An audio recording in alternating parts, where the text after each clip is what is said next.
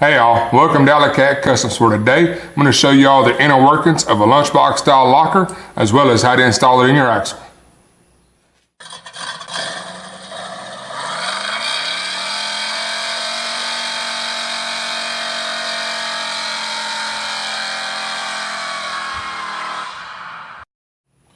So I've already discussed the differences between a locker and a limited slip, as well as an open differential in an earlier video.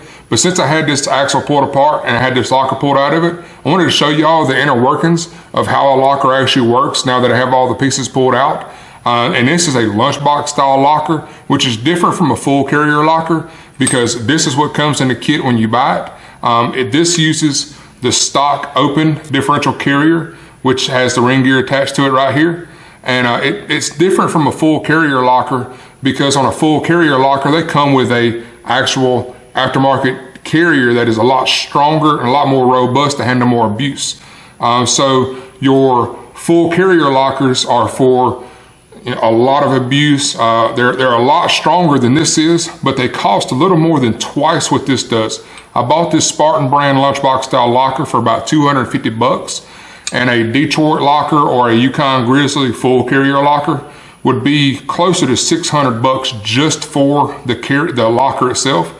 So if you're on a budget and you want both tires to spin, then a lunchbox style locker like this will work pretty well. But if you have a whole lot of power and a whole lot of traction, or if you're an off-roader and have really big tires and get in really bad situations, then you're gonna end up taxing one of these too far and breaking the carrier, and then it'll just tear everything up inside.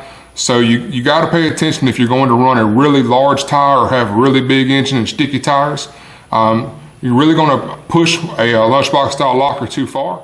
But for the average guy that has a mild built truck that's just looking to spin both tires whenever power is applied, a lunchbox style locker is a good investment because whenever power is applied, both tires are going to spin every time. That's why I'm running a lunchbox style locker in my truck, because it's a weekend style, street strip style truck, and I knew that I was going to want both tires pulling whenever I was at the drag strip, and I'll deal with having the handling characteristics of a locker. So for the power levels that this truck was when I first put the locker in, this locker was going to last a good long time. But now that I'm adding power to the truck and I'm upgrading it to make it faster and more powerful, I'm really pushing this locker to the limits. But I hope it sticks around for a good while and get my money's worth out of it. But if I scatter the parts, then I knew I was going to push it to the limits. So now I'm going to show you how to put it in here after I show you all the different pieces and how it actually engages and how it actually locks. So I'm going to take it apart right now. So now that I have this locker split apart, you can see that this is one half of the locker I was holding a minute ago. And if you look right here, you can see this U-shaped groove right here. And that's where the center pin right here rides in this U-shaped groove. So when power is applied to the carrier, it turns this center pin, and when the center pin turns, it turns the center part of the locker. And when the teeth are engaged, then the center part of the locker turns the outside teeth of the locker, which turns your axle shafts, because the outside is splined, as you can see right here, and those splines are splined to your axle shafts, which go on out to your wheel and tire. So as you can see on the inside of this half of the locker, you can see the teeth right here for the locker, and see the splines inside. And this is just a one-piece deal right here. And then you have on this side is the center part of it. And if you look right here, you can see the groove. And this is where the C-clips can slide in and out when you're installing this locker in a 10-bolt. But now that I'm not running a C-clip, this is kind of pointless. But this is the center clutch, center part of the locker. And these pins that are sticking out are actually what are holding the locator pins, which are up close, you can see right here. And those are pins that come out and they have springs behind them. So they're spring loaded to keep the locker pushed apart from the center to keep the teeth engaged like this. You look up close, you can see it. And the teeth are the pins push out, and it pushes against the other half of the locker, so it keeps it engaged. So whenever you're trying to spin one tire, like going around a sharp curve, and you have no power applied, then the center part of the gear, the center part of the locker here, is allowed to separate back away from the outer part of the locker so it will spin, and you hear a clicking sound as the gear teeth pass each other. But because of the spring preload on this pins, as well as whenever power is applied to the center pin, it'll force the center part of the gears apart and engage the gear teeth, locking both sides of the differential. So whenever power is applied, it locks up this differential tight, and both tires will spin every time power is applied. So that's a good thing about a locker. The downside about them is they're kind of clunky and noisy, and they don't like to unlock, especially when you have power applied. If you're turning and the locker is unlocked, and then you apply power, that locker is going to lock up, and it's either going to squawk tires or sling your truck sideways. So something to watch out for. Lockers have kind of annoying handling characteristics, but if you like having power applied and both tires spinning every time, can't go wrong with a locker. So now that I've showed you how this locker works, I'm going to install these pieces before these little locators fall out and I'll lose the spring. So getting started right now.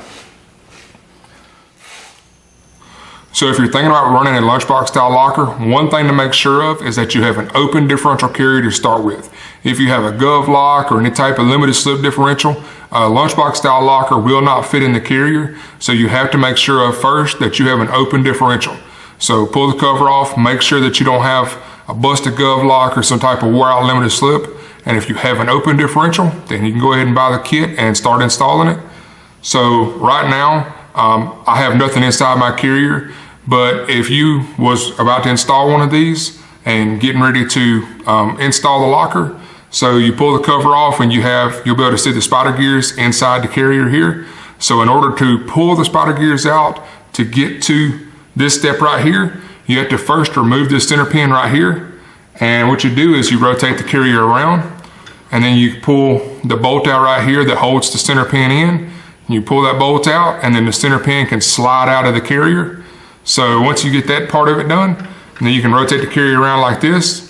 And if you're trying to pull the C-clips out, then you reach and you grab the axle shafts and you slide the axle shaft in towards the center of the carrier. And when you do, you'll be able to see the C-clips. So when you slide the axle shaft in, the C-clip will expose itself, and usually they'll just fall right out into the carrier. So you fish the C-clips out on both sides, and then you just slide the axle shafts back out of the housing for clearance inside of here. So once you have the axle shafts out, then you can start pulling all the spider gears out. And once you get all the spider gears out and get the washers and stuff that's behind the side gears, then you're to this point right here, and you can begin installing your locker.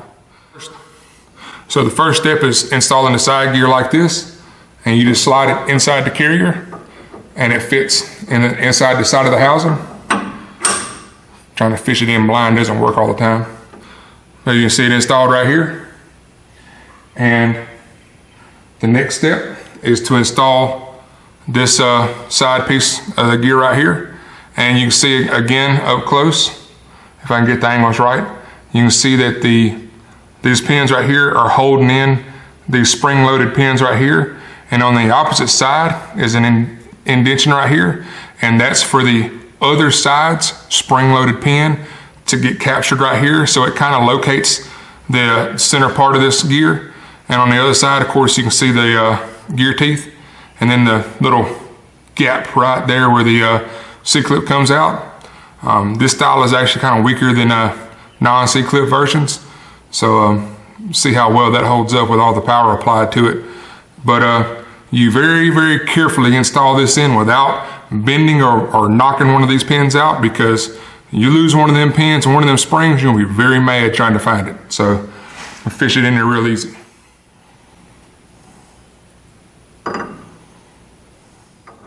Now the reason why I had to pull this locker apart was because this part of the locker was actually stopping my C-clip eliminator shafts from fitting in the housing. The center bore here was too small for the shaft to slide through. So I had the center part of it machined out so the axle shaft can slide through the hole here. So now that I've got it machined out, I'm ready to go back in. This is actually what captures the C-clips inside the locker. So it captures the C-clip inside this groove here, and on the outside is what locates this center part of the gear. so that when the locker unlocks, then it rides on this so it doesn't get out of alignment. So the gear teeth are in line, so whenever they get back close to the same speed, they can lock back up. So I'm about to slide it in right here.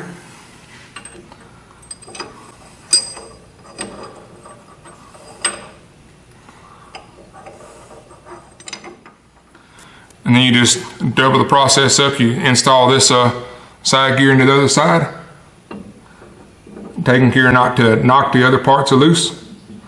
And once you get the side gear slid in, sometimes it's kind of a difficult where I'm looking on the back side of this ring gear trying to show it to y'all, so sometimes these things just fall all to pieces. But once you get the side gear installed into its hole in the side of the carrier,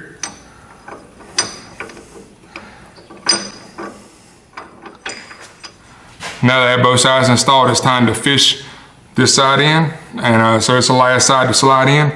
So it kind of just get everything gently put into place. You have to do some wiggling and finagling to get it all installed, but once you get all the pieces kind of lined up, make sure that these grooves are lined up with that, are lined up together. That way you can move them around to get the center pin to slide through. And once you get the center pin to slide through, then everything's together. But you have to make sure that you get these two pieces kind of centered up, again, without knocking one of these pins out. So that's what I'm about to do.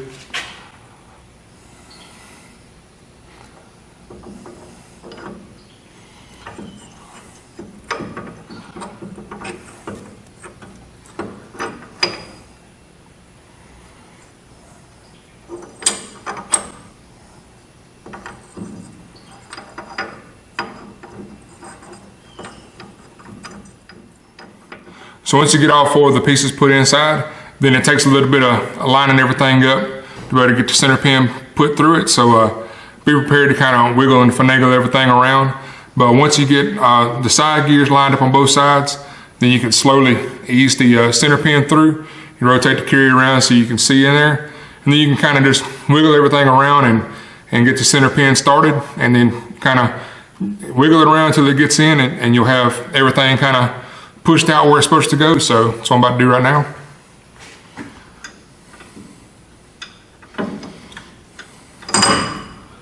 Yikes.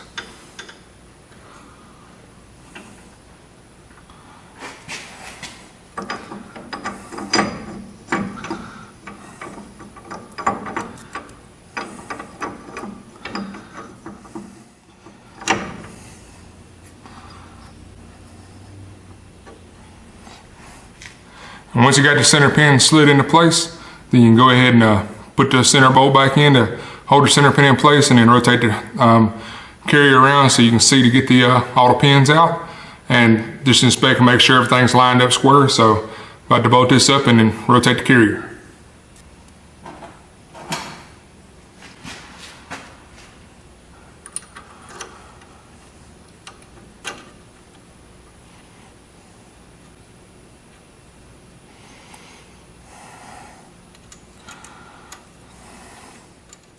So now that I got my center pin bolted in, I just rotate the carrier around, and then you can start pulling these little pins out so you can get your spring-loaded pins to line up.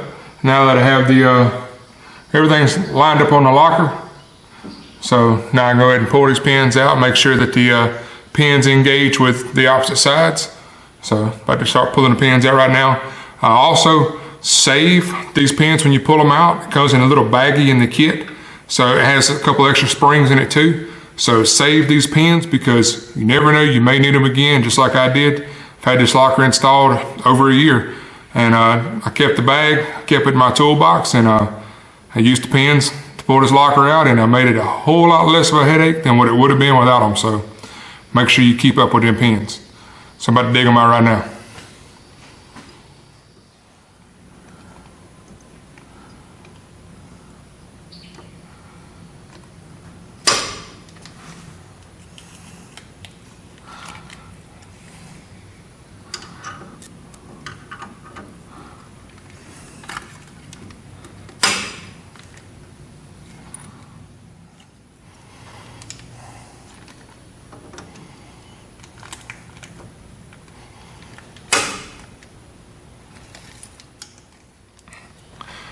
So now that I got the capture pins pulled out of the locker and I got them saved in my little baggie right here, all the locking pins and stuff popped out like they were supposed to and everything lines up. So this locker is fully installed and everything checks out. So I'm ready to move on to the next step of installing my C-clip eliminator shafts and getting everything right. So that just about wraps this video up. I hope it was helpful for anybody that was maybe thinking about buying a lunchbox style locker, how they work, and trying to install one of these lockers. Hope it was helpful that way if you was maybe thinking about getting a locker, maybe now you can go ahead and buy the locker and install the locker in your truck so you can have both tires pulling whenever you stab on that throttle.